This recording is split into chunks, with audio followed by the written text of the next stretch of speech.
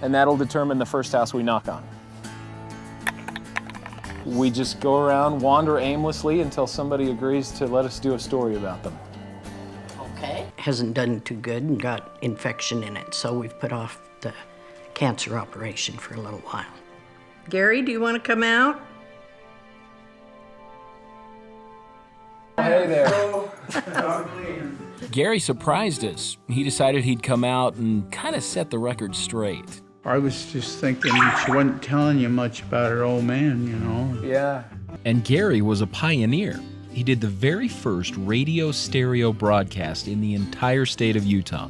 Then we went to Logan where we owned a radio station.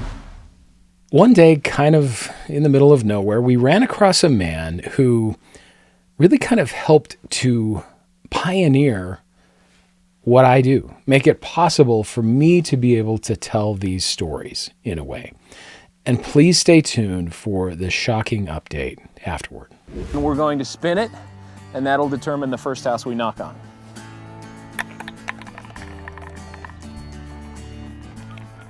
It's not going to stop. And it's pointing at the lake. So we're going to try this again. It's what we do.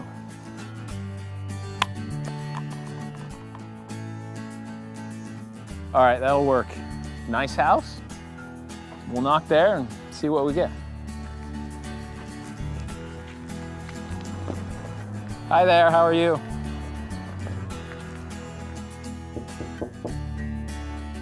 Hope it's the front door.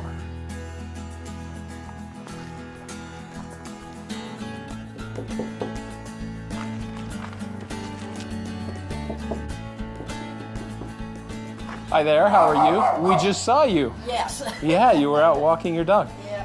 We just go around, wander aimlessly until somebody agrees to let us do a story about them. Okay. Would you be interested in being on television Well, and I could do that. telling us your story? Okay, great. My name's Linda Zeiser, and originally from, well, I was born in Washington, but mainly in Idaho. We moved to Idaho when I was 10. You're going to hear from Digger during this interview. Linda's been married to her husband Gary for 22 years, and he actually has a connection to us. He went to school at BYU, and he ran the BYU radio station there for a while. Gary was in the other room because unfortunately he has not been well. He's got cancer, and he's had a little setback. He had a stone removed, and that hasn't done too good and got infection in it, so we've put off the cancer operation for a little while. Gary, do you want to come out?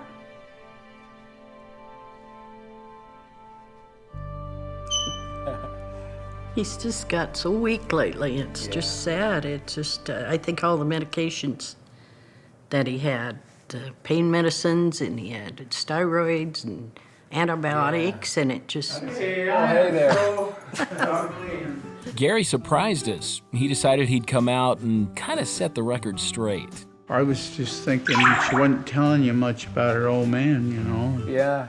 Now, more about Gary's connection to BYU broadcasting. I graduated from BYU 50 years ago this year Really? in the dramatic arts department, which was as close as you could get to radio broadcasting. And Gary was a pioneer. He did the very first radio stereo broadcast in the entire state of Utah. Then we went to Logan where we owned a radio station in conjunction with our folks.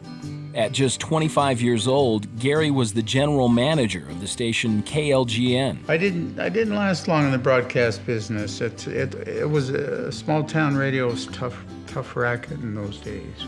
So Gary got into the food and beverage industry. The restaurant business, you can move your way up in that. You can start with a hot dog stand, is actually what we did in California, and work your way up to ownership, and then catch somebody's attention and go to work for them, which is much more profitable in my opinion. And Gary retired as a top executive over food service at a major hotel in Wendover, Nevada. I've worked hard clear into my 70s, and I'm 76 now, and I do all my own heavy yard work to keep this monster of a property looking good, and when you try to watch your health, and you do what you're supposed to do, and then you find out, oh, you've got one of these things, you got some cancer in your prostate, and a lot of options on how to handle that. Gary says he was healthy enough that doctors determined surgery was the best bet. Ended up with a bladder stone, and that has to come out first, and then that gets infected, and they make you wait another month or two to do the surgery, and you're not necessarily in a lot of pain, but you just can't do anything, No energy. Which for you doesn't sound like It's harder on a great person thing. like me. Well, because I can see him not eating enough and not drinking enough water. And of course, he tells me I'm not the doctor, so he won't listen to me. So that's hard. But we're doing well, all things considered, and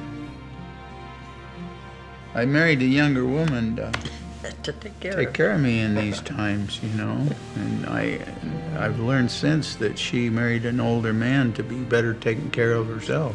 Oh, it doesn't work that way. Didn't work out that way Doesn't for always you. work that way, I Yeah. guess. So you're saying you got the better end of this deal, huh? Well, so far, yeah. Gary has battled this terrible disease with an amazing attitude and the perspective that everything happens for a reason. I think you get over these things, and you can chalk them up as, in the long run, good experiences, and if you get over them, you can put them behind you, and we just find it difficult getting through the process. It was such an honor to be able to interview Gary. And it was interesting because, he wasn't feeling well, wasn't interested in participating, but something made him get up. And what's even more interesting is his wife said, this is not something I would normally do. But you saw in the video, she said, yeah, okay, let's give it a try. But she said for some reason she felt she should do this. And so it turned out we did this whole big long interview, and we usually do that. We interview people for a long time, and then we put together what we think will be a compelling story. But in this case, we did a pretty long interview talking all about Gary's life, stuff that you probably wouldn't be interested in that we didn't put in the story. Well, then a week or so after this, we got an email from his wife.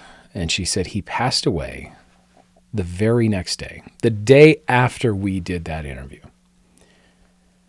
I always feel like throughout all of these random stories that I do, I am talking with the person I need to be talking with at that particular time. No more evident was that than when we interviewed Gary Zeiser. Let me know what you think. In the comments, please please subscribe if you're on YouTube. Please like or follow the page if you're on Facebook, and we can keep bringing you these compelling stories.